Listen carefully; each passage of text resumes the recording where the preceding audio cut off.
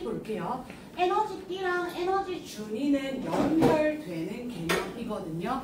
그래서 앞에 거는 우리가 원자 하나하나는 각각 원소의 종류에 따라서 에너지 준위를 가진다라고 이야기했단 말이야. 근데 이제 원자 하나하나를 보는 것이 아니라 고체일 때, 수많은 원자가 같이 붙어 있을 때에 대한 이야기를 할 겁니다. 먼저 기체 원자일 때를 물어보는데, 기체 원자일 때는 입자 사이의 입자 간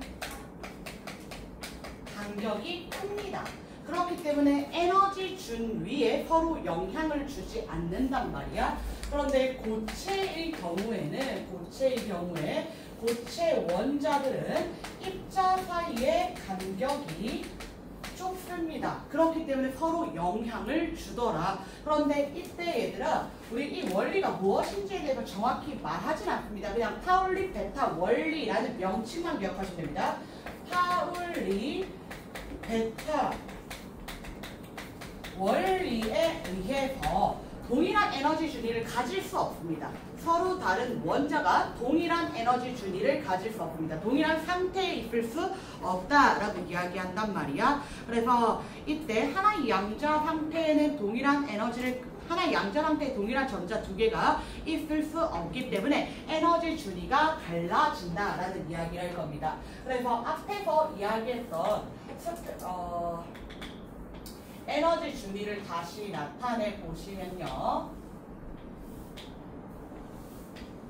이와 같이 원소의 종류에 따라서 가지는 에너지가 있었을 것이란 말이야. 근데 이제 하나가 아니라 두 개, 세 개, 여러 개의 원자들이 서로 붙어 있을 때를 생각을 해보자는 거야. 고체처럼 입자 사이의 간격이 가깝고 동일한 종류의 원소들이 같이 수많은 원자가 존재할 때 이야기를 해보자. 그럼 이 에너지랑 이 에너지 같은 값이잖아요. 그럼 동일한 값을 가질 수 없기 때문에 여기에서 에너지 준위가 조금씩 달라집니다.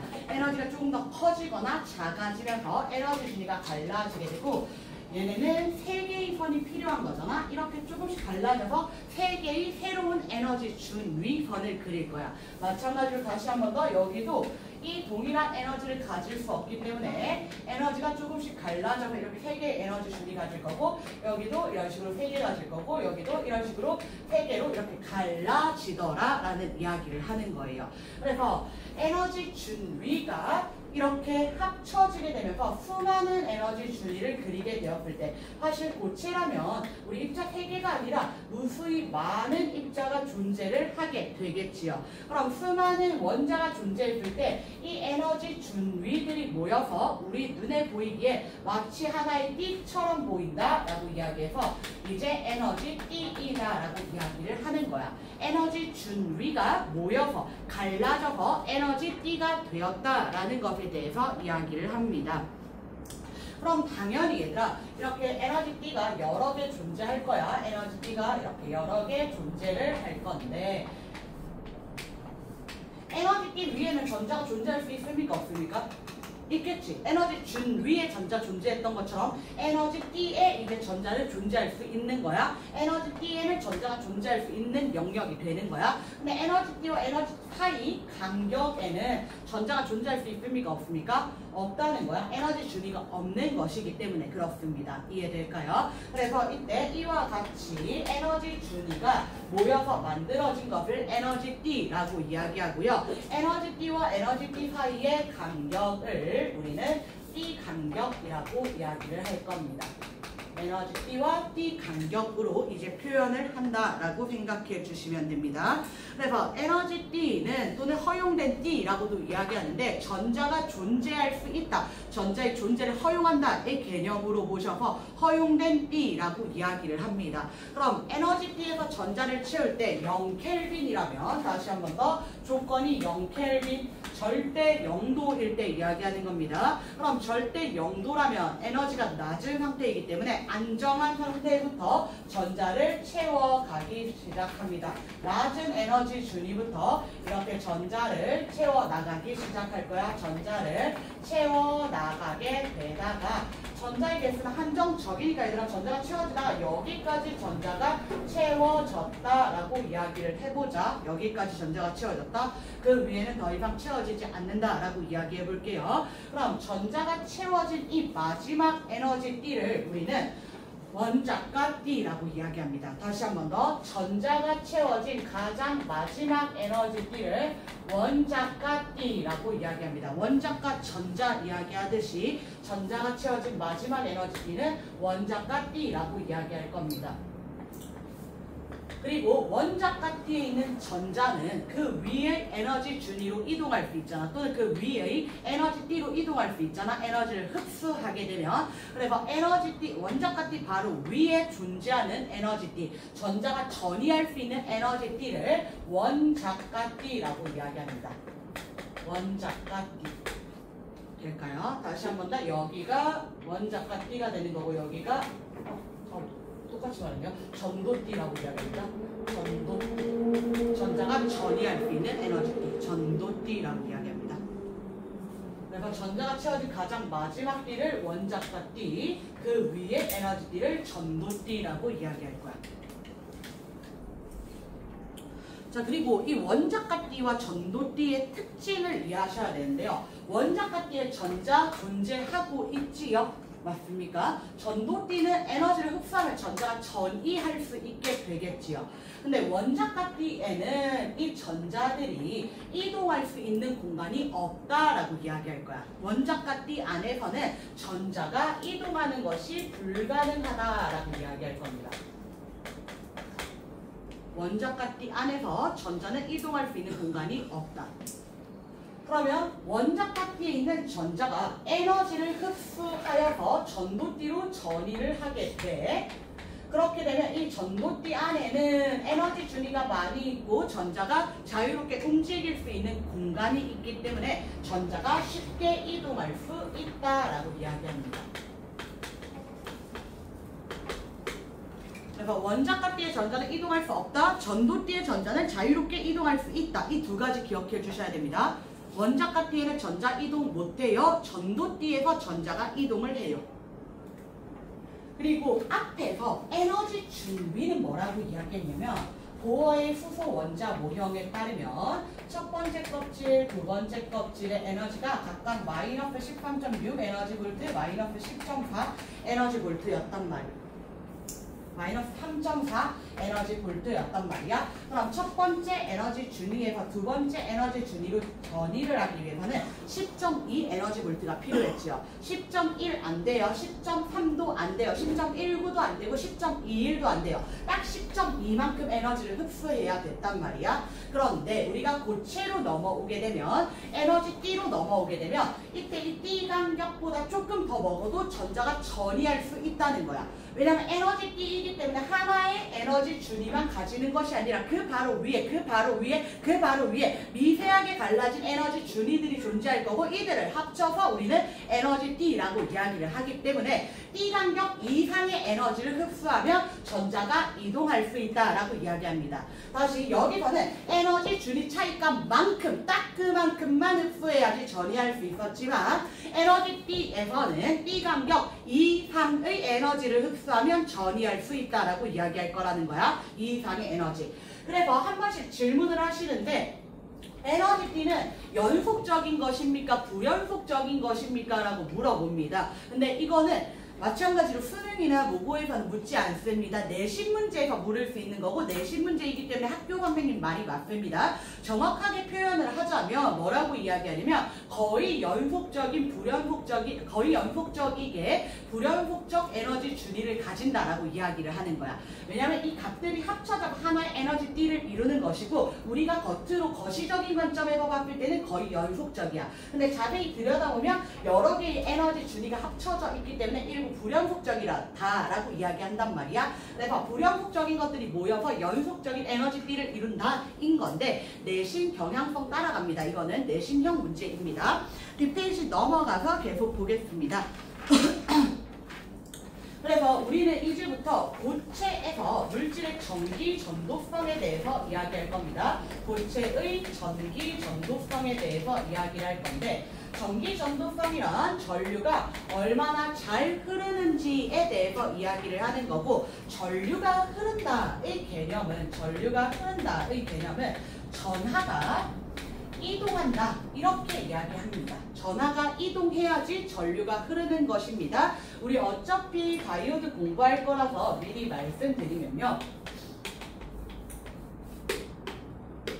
긴 짝대기가 플러스 극이고요. 짧은 짝대기가 마이너스 극입니다. 그럼 전류의 방향은 플러스 극에서 마이너스 극으로 흐른다라고 이야기해요. 전류는 플러스 극에서 출발해서 나가서 마이너스 극 쪽으로 돌아옵니다. 건전지 안에서는 굳이 그리지는 않겠지만 항상 회로도는 닫혀 있어야지 전류가 흐르기 때문에 건전지 안에서는 마이너스에서 플러스로 이동하는 것처럼 보이겠지요. 그래서 전류는 플러스에서 나가서 마이너스로 들어오는 방향으로 흐르고 있다라고 이야기해 주시면 됩니다. 근데 이때 이 도선을 자세히 들여다보게 되면 이 도선은 원자로 이루어져 있을 거고 원자는 원자 핵과 전자로 이루어져 있게 됩니다. 그러면 이때 원자 핵 주변에 전자들 중에 일부는 자유롭게 움직일 수 있고 이 자유롭게 움직이는 전자들이 이동을 함에 따라서 전류가 흐르는 것처럼 보이는 겁니다. 이해될까요? 원자핵은 무겁습니다. 그래서 쉽게 이동하지 못합니다. 그래서 원자가 가진 전자 중에 일부 자유롭게 움직일 수 있는 전자, 자유전자라고 이야기하거든요. 그래서 이 자유롭게 움직일 수 있는 전자가 이동을 하면서 전류가 흐르는 것입니다. 그러면 사실 얘들아 세상에 존재하는 모든 물질은 원자로 이루어져 있고 원자는 핵과 전자로 이루어져 있을 거란 말이야. 근데 우리가 구리선이나 알루미늄선에서는 전류가 잘 흐르지만 플라스틱이나 고무나 종이에는 전류가 안 흐르잖아. 그럼 그들이 전류가 흐르지 않는 이유는 이렇게 똑같이 원자가 존재하지만 자유롭게 움직일 수 있는 전자가 적다는 거야. 그냥 전자가 아니라 자유롭게 움직일 수 있는 전자입니다. 원자 중에 일부만 자유롭게 움직일 수 있는 전자를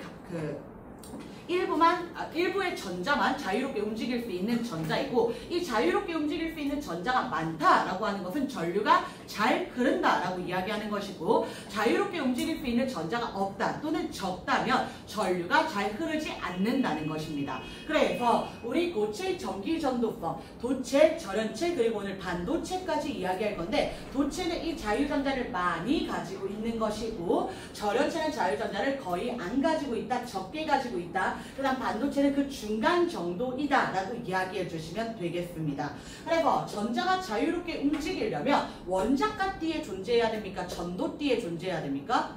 전도띠에 있는 전자가 자유롭게 이동할 수 있는 것이란 말이야. 그래서 원자가띠에 있는 전자는 그냥 전자고요. 전도띠에 있는 전자가 자유전자이다 라고 이야기하는 거야. 전자가 이동할 수 있기 때문에 이 전자를 우리는 자유전자라고 이야기를 하는 것이고 이 자유전자의 개수가 많을수록 고체의 전기 전도성은 높아진다. 전류가 잘 흐르게 된다 라고 이야기해 주시면 됩니다.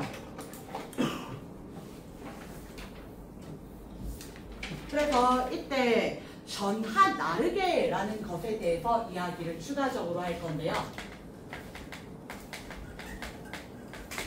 전하 나르게라고 하는 것은 방금 이야기한 전류가 흐를 때 전하가 이동하는 것 대표적인 예시가 전자입니다. 근데 여러분 고1 이온결합 때 배웠던 것처럼 양이온이나 음이온이 전하 나르게가 될 수도 있습니다. 움직일 수 있는 전하이면 전하 나르게입니다. 근데 우리 고2 물리 과정에서 배우는 전하 나르게는 두 가지 있거든요. 자유전자와 양공입니다. 하나 더 이야기할 거예요. 자유전자와 양공입니다. 자, 먼저 자유전자는 자유롭게 움직일 수 있는 전자라고 이야기했고 자유롭게 움직일 수 있는 전자는 원자가띠에 있다고요? 전도띠에 있다고요? 전도띠에 있습니다. 그래서 이때 전도띠에 존재하는 전자를 우리는 자유전자라고 이야기합니다. 근데 전자가 전도띠로 이동을 하기 위해서는 원자가띠에 있는 전자가 에너지를 흡수하여야지, 원자가띠에 있는 전자가 띠 간격 이상의 에너지를 흡수하여야지 전도띠로 전이하게 됩니다. 띠 간격 이상의 에너지를 흡수하여서 전도띠로 전이한 전자입니다. 띠 간격 이상의 에너지를 흡수하여서 전도띠로 전이하게 된 전자입니다.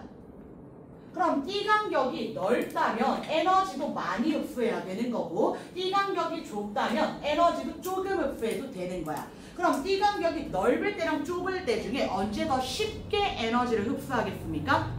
좁을 때 에너지를 쉽게 흡수하겠다라고 이야기해 주시면 됩니다. 그럼 다시 얘들아, 이때 원자가띠에 있는 전자가 에너지를 흡수하여서 전도띠로 이동을 하게 되는 거야. 우리 0켈빈이라고 이야기했잖아. 근데 실온 정도의 온도로 올리면 실온은 한 300켈빈 정도 되거든요. 27도씨라고 쉘도씨라고 가정했을 때는 한 300켈빈 정도 된단 말이야. 그럼 이렇게 에너지를 높이는 과정에서 일부 원자가띠에 있던 전자는 에너지를 흡수하여서 전도띠로 전이할 수 있게 됩니다. 실온 상태에서는.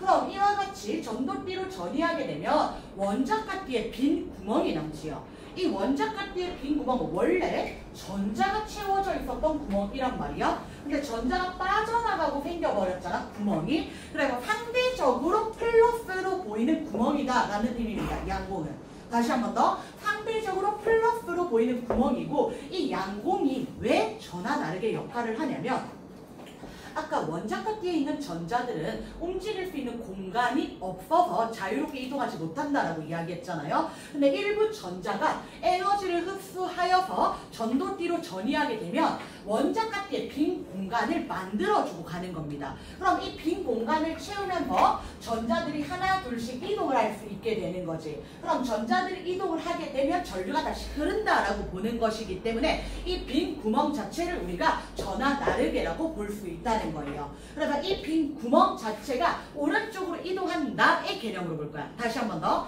이 빈 구멍을 채우면서 전자가 왼쪽으로 이동을 하는 것을, 얘가 이동하면 여기 다시 빈 구멍 생길 거지. 또 다시 여기 빈 구멍 생길 거지. 빈 구멍 생길 거지. 그래서 전자가 왼쪽으로 이동하는 것은 우리 거시적인 관점에서 봤을 때 양공이 오른쪽으로 이동하는 것과 똑같은 거야. 그러면 양공의 이동 방향은 아까 전자의 이동 방향과 반대 방향이고, 전류의 방향과는 같은 방향입니다. 이해될까요? 전류 자체는 플러스 극에서 마이너스 극으로 흐르고요. 이때 전자는 마이너스 극에서 플러스 극으로 흐르게 됩니다. 근데 양공도 이때 플러스 극에서 마이너스 극으로 흐른다라고 이야기해줘야 돼. 되겠습니까? 그럼 양공이 위치하는 곳은 원자가띠입니까? 전도띠입니까? 어디에 존재한다고 얘들아? 빈 구멍? 원자가띠. 원자가띠에 전자가 빠져나가고 난 빈 구멍이라고 이야기했기 때문에 원자가띠에 존재합니다. 원자가띠에. 그리고 마찬가지로 전자가 띠 간격 이상의 에너지를 흡수하고 나면 원자가띠에 생긴 빈 자리를 우리는 양공이라고 하고, 이 양공 자체를 전하 나르게로 보겠다라는 거야. 그럼 다시 얘들아, 전류가 잘 흐른다라는 것은 이 전하 나르게가 많다라고 이야기해 주자는 거야. 전하 나르게가 많을수록 자유전자뿐만 아니라 양공의 개수가 많을수록 전류가 잘 흐릅니다 라고 이야기할 수 있다는 거야. 자유전자와 양공의 개수가 많을수록. 그래서 고체든 도체든 절연체든 반도체든 실온으로 끌어올리게 되면, 실온까지 온도가 높아지게 되면 일부 전자들은 에너지를 흡수할 수 있게 되고, 일부 자유전자와 양공이 생기는데, 자유전자와 양공의 개수는 똑같은 상태입니다. 얘들아, 자유전자가 3개 생겼다 그럼 양공이 3개 생긴 거야. 자유전자 4개 생겼다 양공이 4개 생긴 거야. 그래서 절연체나 반도체도 자유전자나 양공이 일부 존재할 수 있습니다. 근데 전류가 흐르기에는 너무 적은 개수인 거야. 도체일 때 이 자유전자나 양공이 훨씬 더 많이 가지고 있다는 거예요. 되겠습니까? 자, 그러면 다시 그림으로 비교해 보겠습니다. 우리는 도체와 절연체 그리고 반도체 폐물질의 전기 전도성을 비교할 거예요.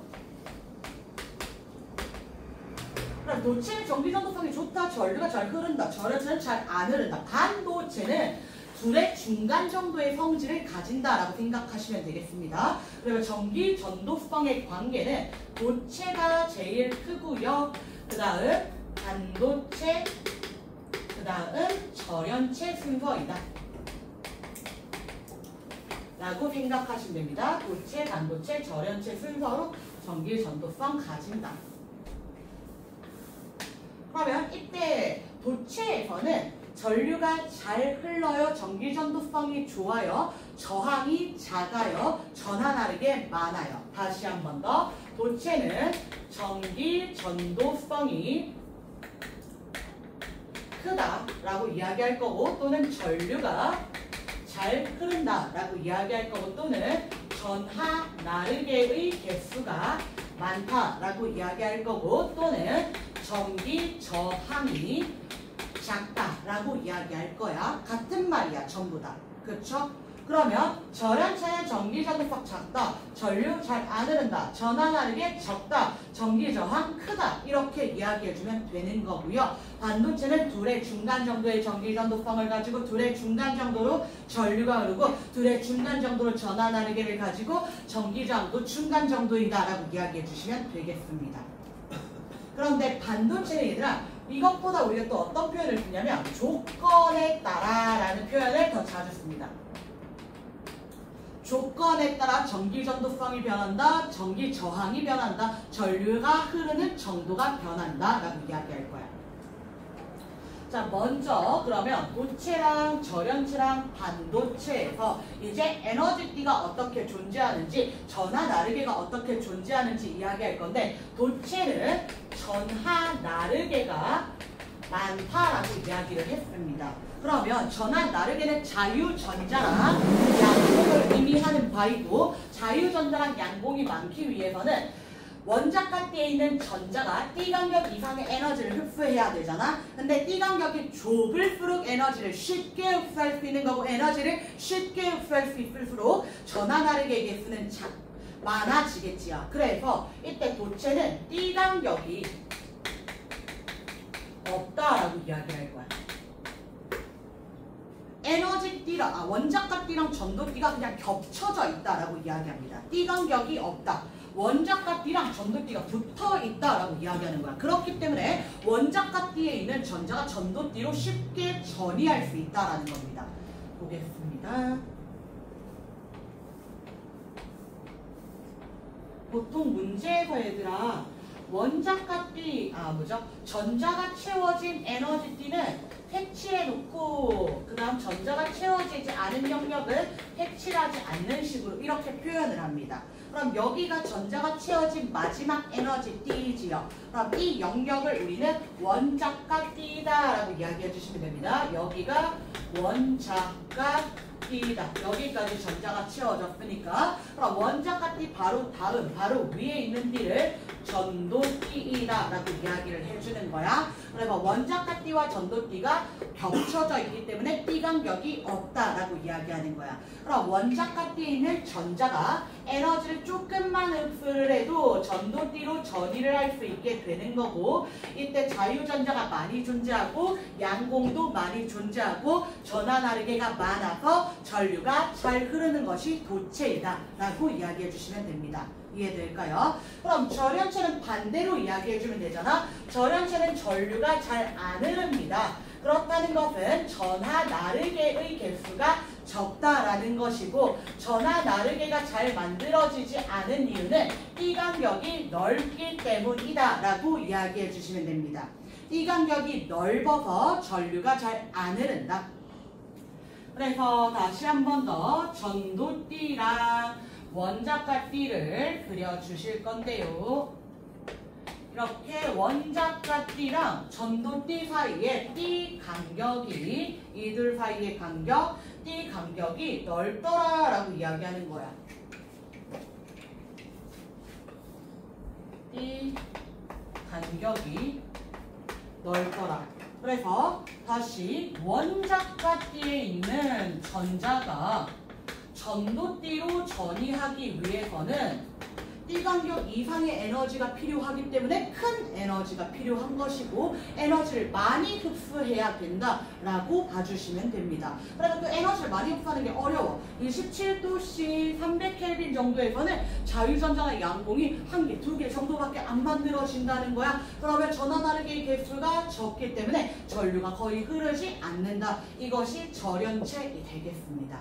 이해될까요? 그 다음 마지막 반도체인데요. 반도체는 조건에 따라서 전류가 흐를 수도 있고 흐르지 않을 수도 있다라고 이야기한단 말이야. 그래서 반도체는 띠 간격이 절연체보다는 좁습니다. 그래서 이만큼을 띠 간격이라고 이야기를 하거든요. 이만큼을 띠 간격이라고 이야기합니다. 그래서 원자과 띠에 있는 전자가 전도띠로 전이하기 위해서는 이 띠간격만큼의 에너지를 흡수해야 되는데 띠간격이 좁다라고 해. 얘들아 중간이 아니라 좁다. 없다, 좁다, 넓다인 거야. 이해되겠습니까? 띠간격이 좁다라고 이야기해. 띠간격이 좁기 때문에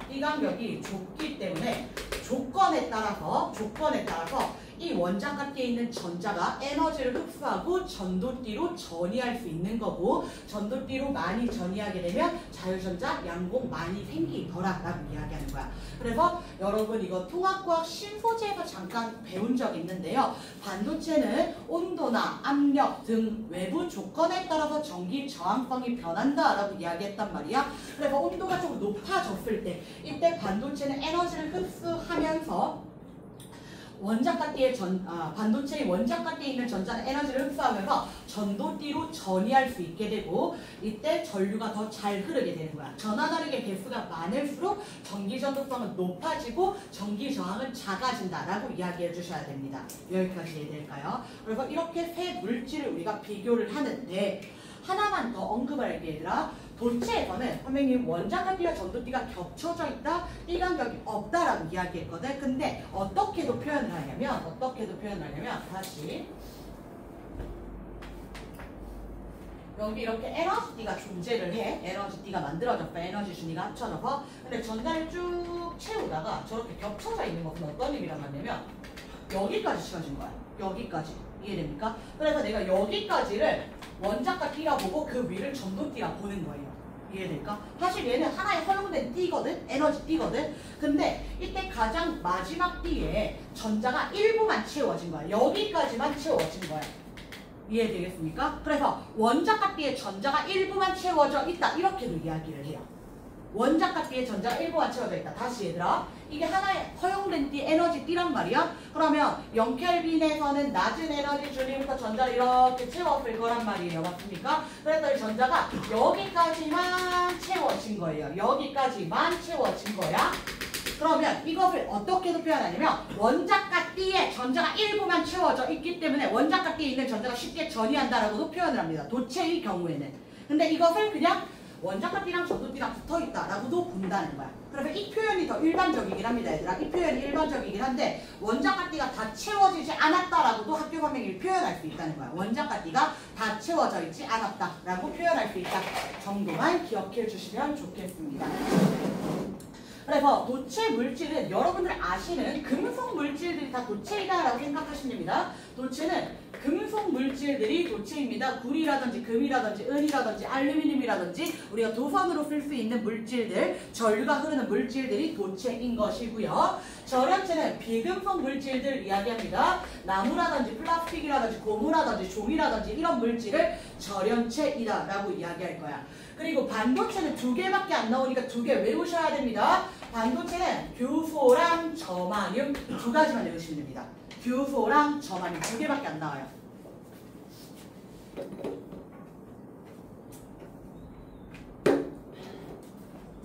자 얘들아, 저마늄은 사실 20번 바깥에 있어가지고 여러분 원자번호 잘 안 외우실 거고요. 몇 종 몇 주기인지 잘 모르실 건데 규소는 알잖아. 규소 몇 번이야 얘들아?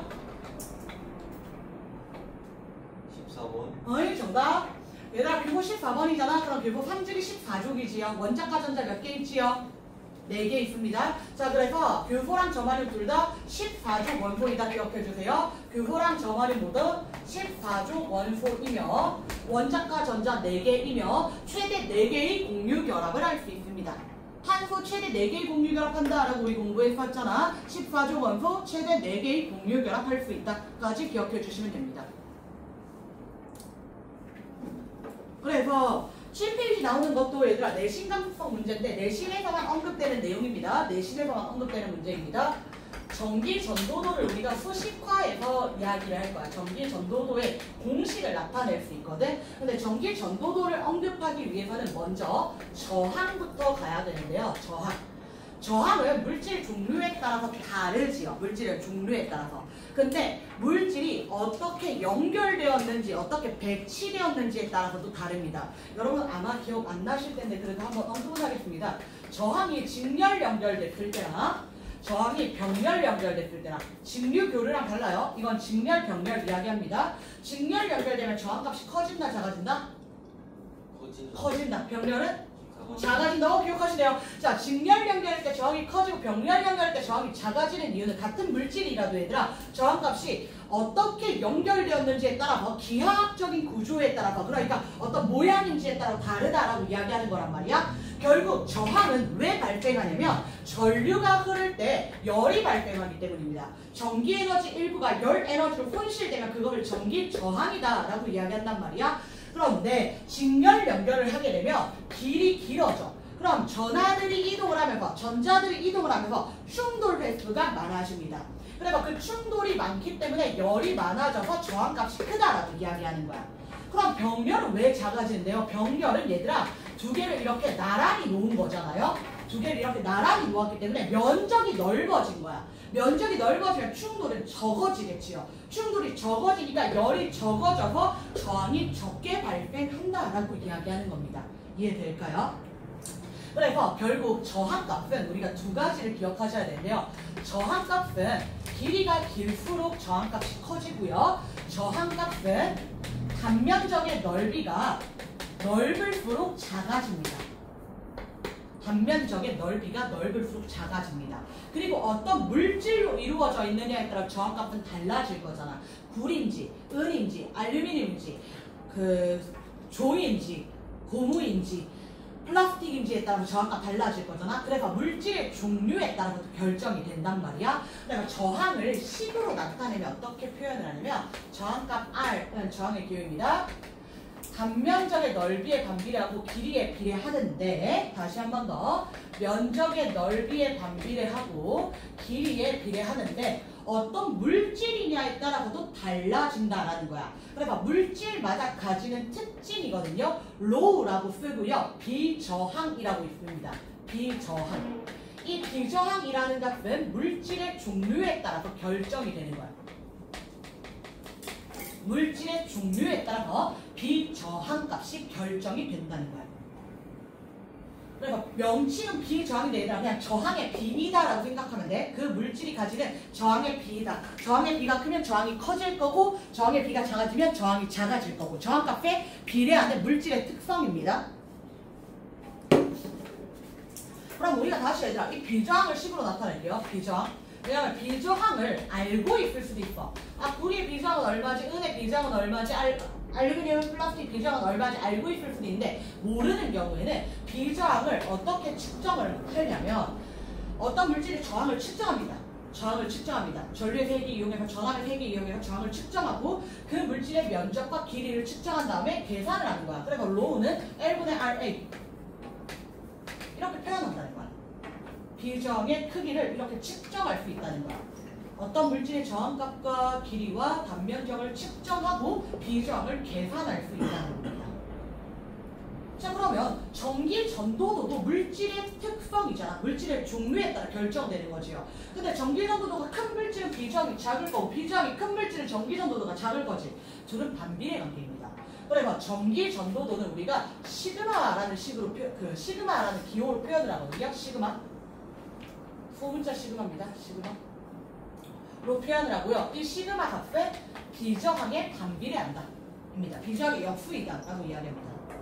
그럼 비저항 값이 L분의 RA였으니까 전기 전도도는 RA분의 L이다. 그냥 이거 숫자 나오면 때려 넣어서 계산하는 겁니다. 얘들아. 그냥 또는 비교하는 겁니다. 몇 대 몇인지 정도.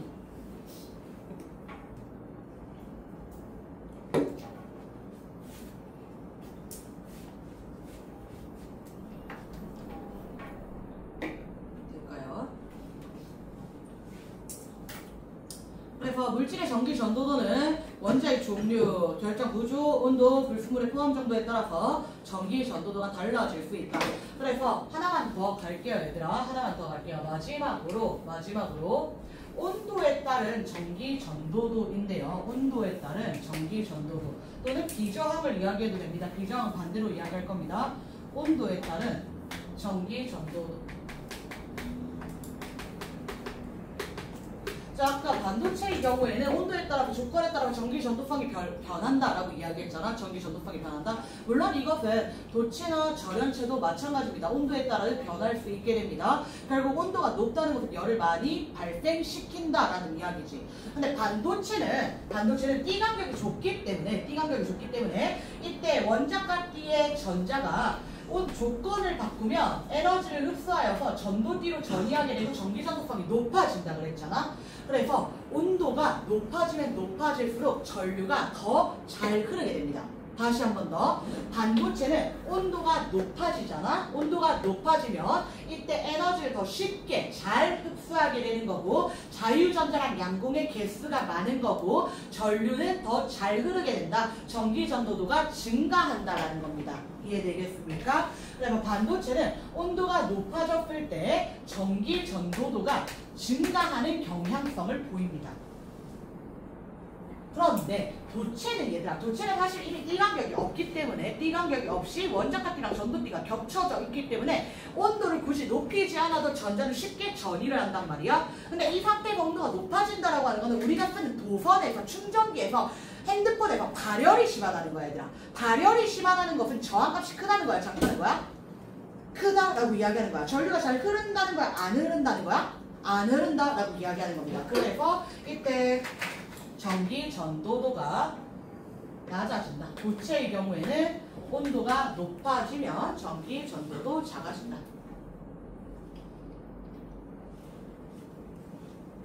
지금 그림 나와 있는 건 얘가 비저항이기 때문에 선생님이랑 반대로 그려져 있습니다. 비저항이기 때문에 나는 전기 전도도로 이야기한 거고 지금 나와 있는 그래프는 비저항입니다. 그래서 이때 비저항은 반도체는 온도가 높을수록 작아지고 도체는 온도가 높을수록 커진다라고 이야기해 주는 것이 맞습니다. 비저항과 전기 전도도 반대입니다. 마지막에 한 얘네 둘은 얘들아 내신 문제에서만 다룹니다. 내신형 문제들에서만 다룬다 생각해 주시면 됩니다. 그래서 시험 문제 메인으로 나오는 것은 반도체거든요. 얘들아 반도체의 내용에 대해서 우리 조금 더 보도록 하겠습니다.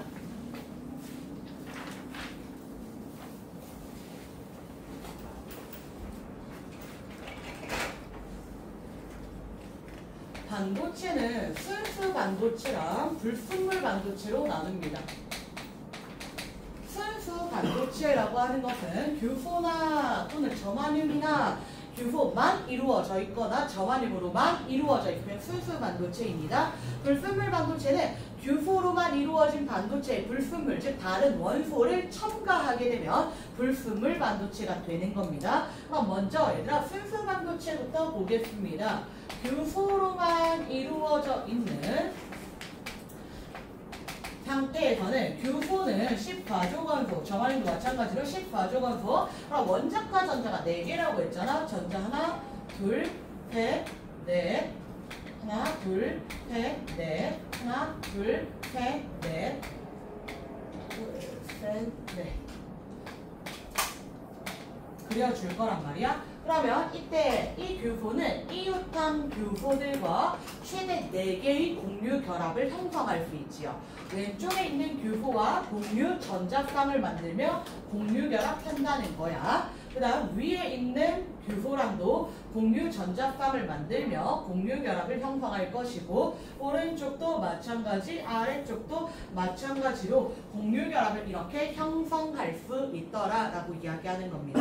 그리고 선생님이 지금 그린 이 친구뿐만 아니라 무수히 많이 연결되어 있기 때문에 전부 다 지금 4개씩 공유 결합을 하면서 공유 결합을 이루면서 교소끼리만 존재하는 순수 반도체는 이와 같은 모양이더라 라는 거예요. 그럼 순수 반도체에서는 이때 교소가 가지고 있는 전자는 모두 공유 결합에 참여하고 있기 때문에 이때 전자가 자유롭게 움직일 수가 없다라는 관점으로 봅니다. 모든 전자가 공유 결합에 참여를 하고 있는 전자이기 때문에 혼자서 자유롭게 움직일 수 없는 상태입니다. 그럼 우리가 이 순수 반도체에다가 불순물을 첨가하여서 즉 도핑이라고 이야기하거든요.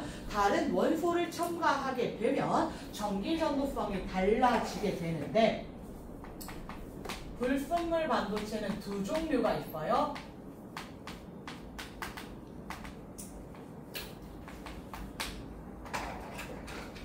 순수 반도체와 불순물 반도체를 만드는 과정을 우리가 도핑이라고 하고요. 도핑은 불순물을 첨가한다 라고 이해해 주시면 됩니다. 이때 불순물은 두 가지 종류가 있습니다. 13족 원소나 15족 원소, 13족 또는 15족 원소를 첨가하는 겁니다. 여기서 말하는 불순물이란 13족 원소나 15족 원소를 첨가하더라.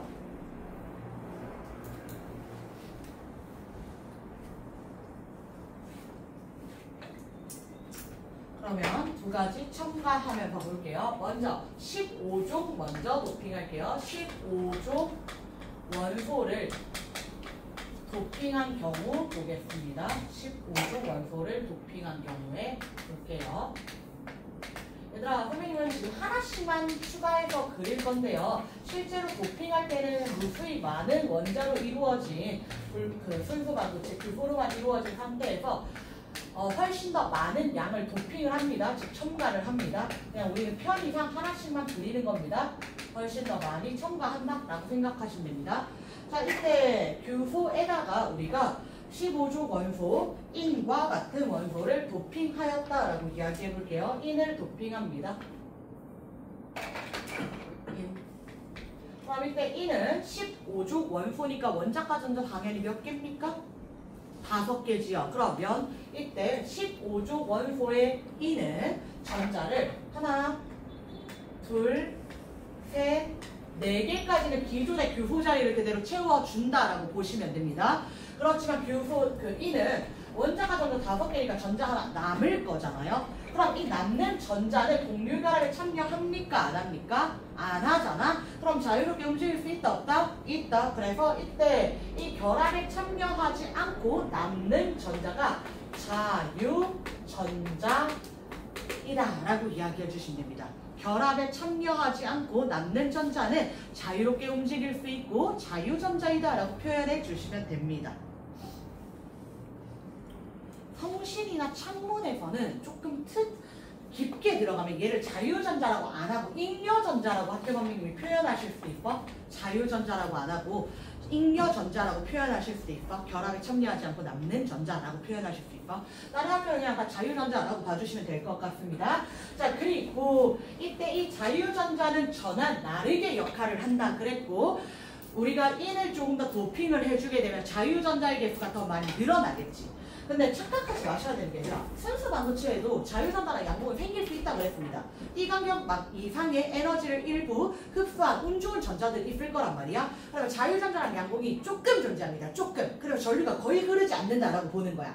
그런데 인을 도핑해주면 15족 원소를 도핑을 해주면 원래 예를 들어서 자유전자 5개, 양봉 5개 있었다라고 이야기를 해보자. 전자 5개, 양봉 5개 있었다라고 이야기를 해보자. 근데 순수 반도체 15족 원소를 100개를 도핑을 한 거야. 그러면 이때 자유전자가 100개 늘어날 거잖아. 105개가 되는 거고 양봉 5개 일부 남아있는 거야. 이해됩니까? 그러면 자유전자가 주요 전하 나르게라고 이야기하지만 주전하 나르게 또는 주요 전하 나르게라고 이야기하지만 양공도 적은 게 쓰이지만 if입니다. 근데 일반적으로 문제에서 물을 때는 기출문제들에서는 이때 주요 전하 나르게가 누구냐라고 물어봐. 근데 내신 문제에서는 얘들아 내신 문제에서는 야 그럼 15족 도핑한 불순물 반도체에는 양공 하나도 없니? 라고 물어볼 수 있다는 거야. 아니 자유전자가 대부분이긴 하지만 양공도 조금 있습니다 라고 표현하자는 거예요. 이해될까요? 그래서 이때 이 자유전자가 주요 전하 나르게가 된다 라고 기억해 주시면 됩니다. 주요 전하 나르게, 주전하 나르게. 양공 거의 없어요 라고 이야기하는 거야. 한 번 더. 이번에는 13족 원소를 도핑했을 때 생각을 해볼게요. 13족 원소를 도핑, 첨가하였을 때 보겠습니다. 13족 원소 도핑도 마찬가지입니다. 교소로만 이루어져 있던 순수 반도체에서 우리 13족 원소, 붕소와 같은 원소를 일부 첨가하게 되었다라고 봐주시면 됩니다.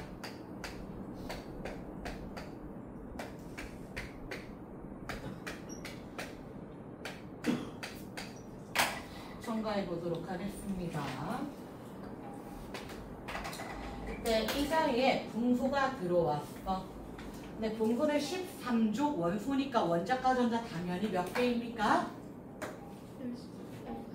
그렇죠. 3개지요. 그럼 전자 하나, 둘, 3개까지는 기존의 교소 자리 그대로 채우겠지요. 공유결합하다 그 전자 자리 그대로 채우겠지요. 맞습니까? 근데 기존의 교소는 여기까지 채웠잖아요. 맞습니까? 근데 붕소는 채워요? 못 채워요? 못 채워요. 그럼 못 채우고 남은 빈자리가 생기게 되네요. 그럼 이 빈자리로 이웃한 전자들이 움직여 올 수 있겠네. 전자들이 채울 수 있는 빈자리가 생겼네요. 그럼 이 자리를 뭐라고 이야기하면 되겠습니까? 그렇죠. 여기가 양공이 되는 겁니다. 그래서 마찬가지로 양공이 주요 전하 나르게다. 전자도 일부 존재할 수 있습니다. 전하 나르게. 자유전자도 일부 존재할 수 있지만 양공이 주요 전하 나르게 역할을 한다라는 것입니다. 그래서 불순물 반도체를 15족을 도핑하거나 13족을 도핑하는데 15족을 도핑했더니 전자 하나가 남아서 자유전자가 주 전하 나르게 역할을 할 거야. 그래서 자유전자 마이너스 전하를 띄잖아 얘들아. 그럼 마이너스 전하를 띨 때 네거티브의 앞글자 n을 따서 n형 반도체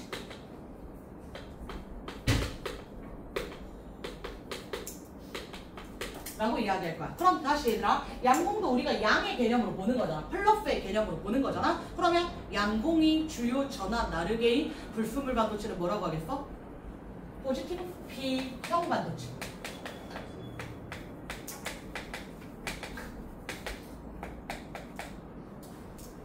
여기까지 이야기했습니까?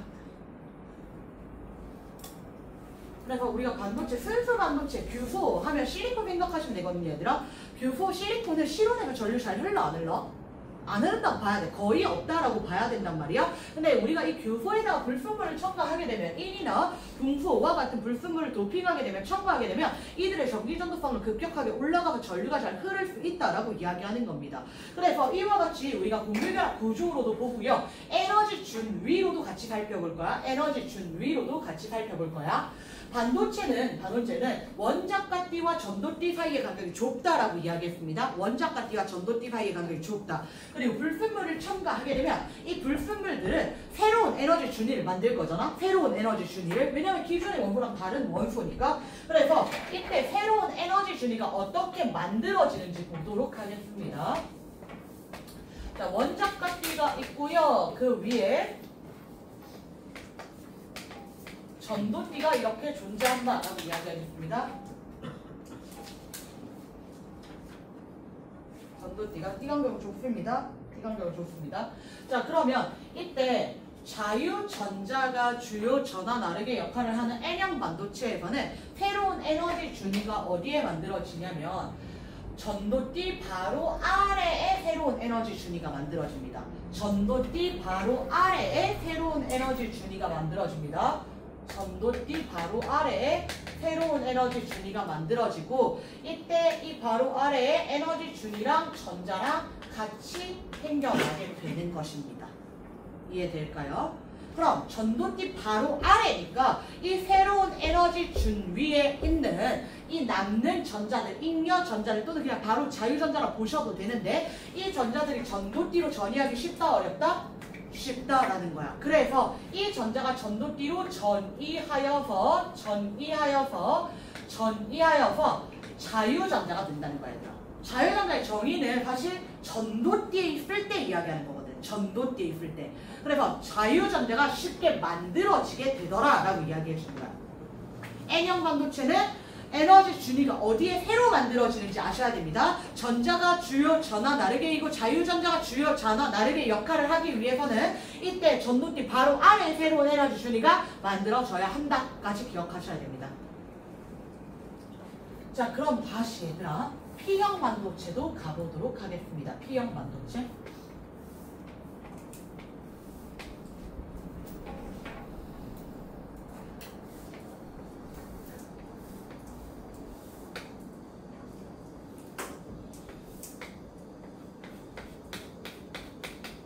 P형 반도체에서는 누가 주요 전하 나르게라고 이야기했지요?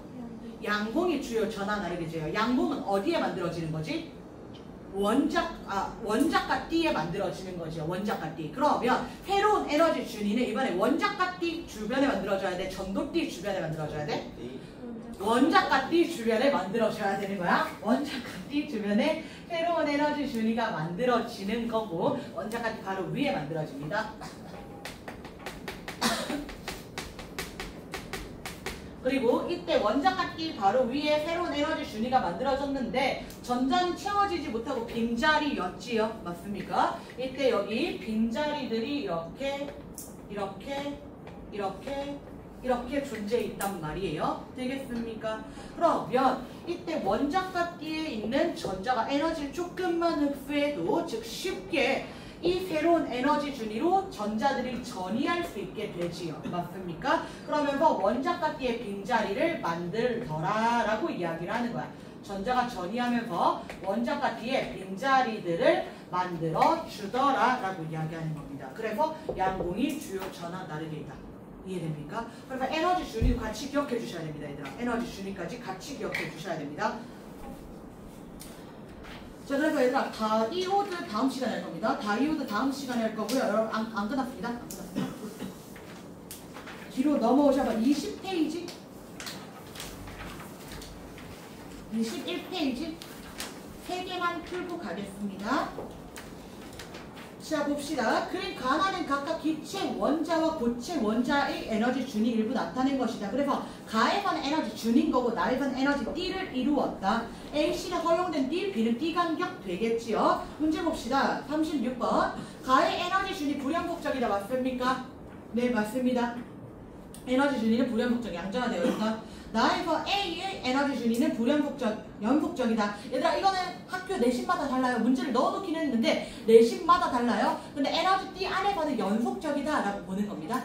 거의 연속적이다 라고 보는 겁니다. 근데 학교에서 하는 대로 할 거야. 얘들아 학교 수업에서 딴 건 안 듣고 와도 되는데 이거 하나는 좀 들어오세요. 딴 건 안 듣고 와도 되는데. 자, 그 다음은 나에서 전자는 B 영역의 에너지 준위 가질 수 있습니까? 없습니까? 없겠지요. D 간격이기 때문에 에너지 준위 존재하지 않으니까. 그 다음 37번. 원자가 가까이 있으면 에너지 준위가 미세하게 갈라지는데 그 원리가 무엇이라고요? 연공 때문에. 파울리 베타 원리입니다. 파울리 베타 원리. 파울리 베타 원리에 따라. 자, 38번 가겠습니다. 가에서 전자의 에너지는 원자의 그룹부터 멀수록 크다. 맞습니까? 네. 그 다음 나의 에너지 D에 전자가 채워질 때는 에너지 준위가 높은 위에서부터 채워진다. 맞습니까? 아니요. 낮은 에너지 준위부터. 그 다음 3번. 나에서 에너지 준위가 높을수록 D 간격은 좁아진다. 맞습니까? 네. 맞습니다. 앞에서도 설명드렸던 내용입니다. 나에서 C의 전자가 완전히 채워지지 않았을 때 전도 D는 C에 존재한다. 얘들아 이게 도체에 대한 설명입니다. 도체에서 도체에서는 에너지띠를 우리가 이렇게 그렸을 때 여기에 완전히 채워지지 않았다는 거야. 이해됩니까? 그럼 여기가 일부가 원자가띠, 일부가 전도띠로 나뉘어진다는 것이지요. 전기전도성 좋고 전자가 잘 이동하고 전류가 잘 흐른다. 그래서 O입니다. C에 완전히 채워지지 않았기 때문에 C에 원자가띠랑 전도띠가 겹쳐져 있다고 보는 겁니다. 그 다음 4번, 5번 나에서 A의 전자가 완전히 채워지면 전자는 자유롭게 움직일 수 있다 없다? 없다. 전자가 꽉 채워지면 전자가 이동할 수 없다. 자, 그 다음 오른쪽 그림 보겠습니다. 나는 도체, 전원체, 반도체, 에너지띠 구조를 나타낸 것이다. 얘들아 이거 낚이면 안 되는 거 그림 하나만 말씀드리면요. 선생님이 색칠한 부분이 전자가 채워진 영역이다 라고 이야기를 했잖아. 근데 이런 식으로 색칠을 한 거야. 그럼 여기를 볼 필요가 있어요? 없어요? 없다는 거야. 우리는 원자가띠와 전도띠 사이의 띠간격만 보면 되는 거고 이건 도체인 거야 얘들아. 이해될까요? 띠간격이 없다라고 이야기해야 돼. 여기 띠간격은 무의미합니다. 자 그럼 가는 지금 무슨 그림입니까? 도체. 나는 반도체. 반은 전원체. 맞습니다. 상대적인 겁니다. 어차피 반도체랑 전원체는. 자 그래서 가나발 전기 전도성은 당연히 도체인 가가 제일 클 거고 그 다음 다 되겠습니다. 그 다음 가나발에 해당하는 물질을 거기서 골라라 라고 이야기했는데 규소는 반도체, 수정은 전원체, 구리는 도체, 가 되겠습니다. 41번 원자가띠에 있는 전자들의 에너지는 모두 같다. 얘들아 원자가띠 안에서도 이렇게 수많은 에너지 준위가 존재하잖아요. 맞습니까? 에너지 모두 같아요? 달라요. 수많은 에너지 준위가 갈라져서 만든 거니까 에너지 당연히 다르다라고 이야기해야 됩니다. X 원자가띠의 전자가 전도띠로 전이하려면 에너지 어떻게 해야 된다? 흡수해야 되겠죠. 높은 에너지 준위로 이동이니까. 가에서 원자가띠와 전도띠 사이에 띠간격은 없다 맞습니까? 네, 겹쳐져 있잖아요. 온도가 높을수록 나에서 양공의 수가 많아진다. 얘들아 반도체는 온도가 높아지면 전류가 잘 흐른다 했어? 안 흐른다 했어? 반도체는 잘 흐른다라고 이야기했지. 양공과 자유전자 많아진다라는 이야기입니다. 온도가 높아지면 에너지를 쉽게 흡수한다라는 것입니다. 그다음 5번 나에서 원자가띠에 있던 전자가 전도띠로 전이하면 자유전자 된다. 맞습니까?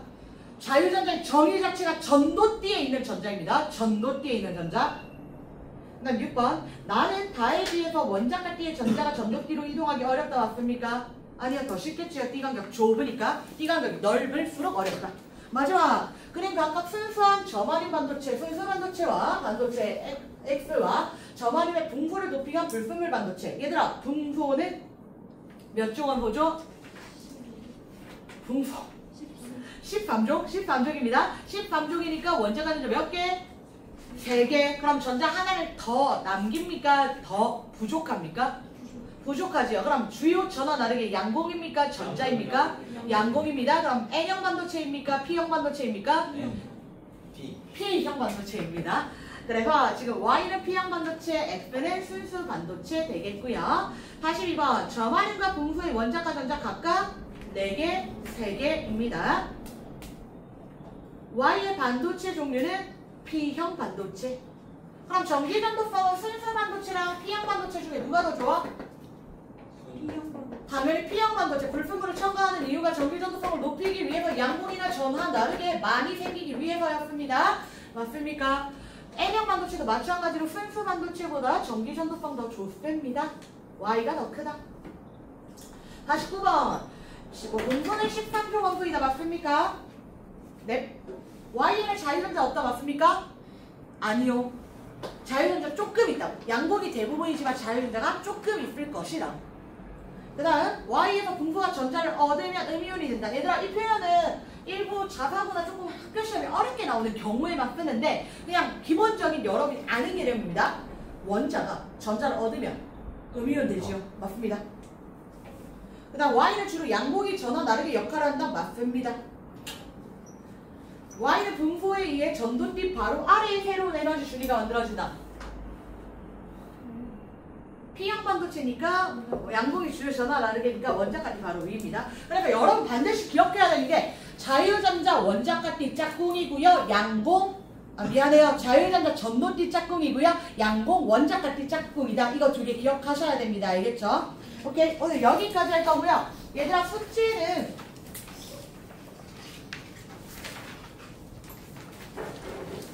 18페이지 35번까지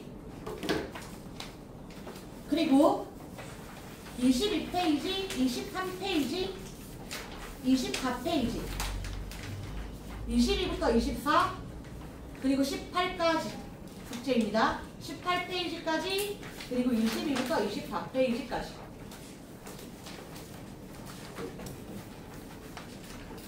그럴까요? 오늘 수고하셨습니다. 여기까지 하겠습니다.